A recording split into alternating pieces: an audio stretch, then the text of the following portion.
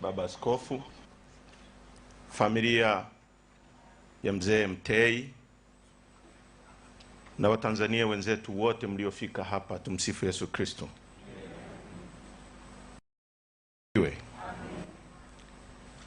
Familia ya mzee Mtei, kwanza pokeeni salamu za mwenyekiti wetu Mheshimiwa Tundu Lissu ambaye yuko gerezani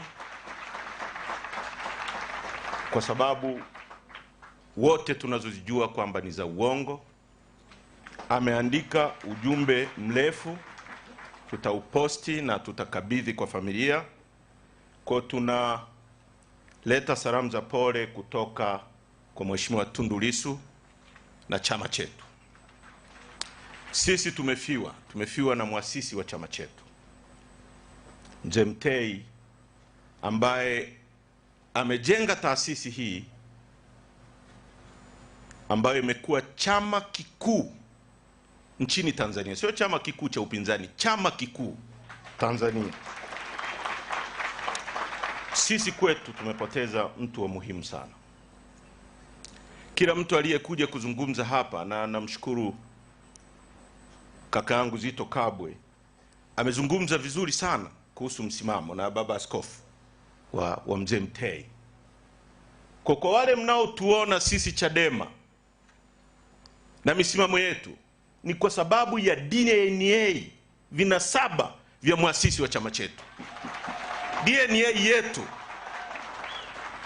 sio kufitin kwamba jambo lifanyike rahovyo sisi tutafute njia ya kufitin. Sisi hatuko hapo. Mzee Mtei aliacha uwaziri, mimi nimekuwa mbunge, najua waziri wa fedha, kwa sababu ametofautiana na rais.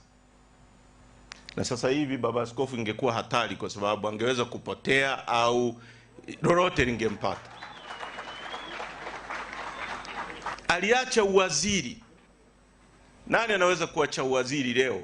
Sana sana utakachofanya, rais anataka tuende hivi, utaalamu wangu uniambii tuende hivi, lakini ngoja niende hivi, ni fit in pale anapotaka ili tuende mbele.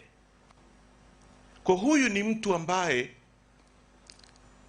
ametujengea taasisi ambayo ni ya mfano, na sisi tunamkumbuka sana na tutamkumbuka. Nataka kuchukua nafasi hii kuwashukuru wanachama wetu wote waliotoka nchi nzima, mikoa yote wako hapa. Mwenyekiti Mbowe, nataka nikuhakikishie kwamba wanachama wetu wamekuja kwa mamia, kwa maelfu. Viongozi nchi nzima, pamoja na mateso wanayopitia, kwa sababu nimeona hapa watu wanasema tutofautiane kwa sera. Sasa hivi ukitofautiana kwa hoja ndio unapotea. Watu wanapotea na hawaonekani, sio mzaha. Kwa sababu baba, tumefata kile ulichotufundisha kufuata. Hatukosei chochote. Tunapotezwa kwa sababu tumekuwa wafuasi wa misimamo yako. Lakini tunamuomba Mwenyezi Mungu akupokee. Nataka kuhakikishia Watanzania na wanachadema nchi nzima, chama chetu hakitayumba hata tone kutoka kwenye msimamo aliyoianzisha mzee huyu, kupigania haki za watu, kupigania uchumi shirikishi na kusema ukweli daima. Mwenyezi Mungu atubariki. Asanteni sana kwa kunipa nafasi ya kunisikiliza.